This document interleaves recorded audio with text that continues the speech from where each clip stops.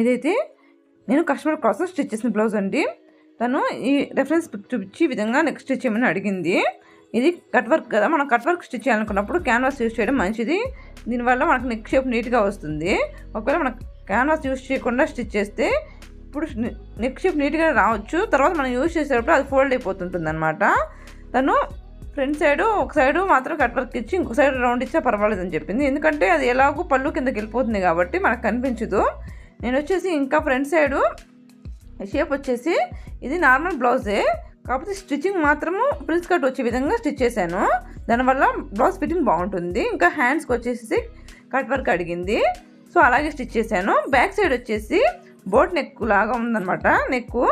ఇంకా మిడిల్లో cut work వచ్చింది. మధ్యలో జాయింట్ చేసుకునే దానికోసమని నేను హుక్ ఇచ్చేసి లుక్ కోసమని పైన ఒక బటన్ ఇచ్చేసాను అనమాట. నేను వచ్చేసి షేప్ పట్టీలు కూడా ఇన్విజిబుల్గా స్టిచ్ చేస్తాను. దానివల్ల మనకి బ్లౌజు వేసుకున్నప్పుడు చిరాకు లేకుండా బాగుంటుంది. ఇంకా బ్లౌజ్ పోగులు బయటకు వచ్చి బ్లౌజ్ పాడైపోకుండా కూడా ఉంటుంది. మీకు ఇన్విజిబుల్గా షేప్ పట్టీలు స్టిచ్చింగ్ కావాలంటే నాకు కామెంట్ చేయండి, నేను చేస్తాను. అలాగే ఈ వీడియో మీకు నచ్చినట్లయితే లైక్ చేసి ఛానల్ సబ్స్క్రైబ్ చేయండి.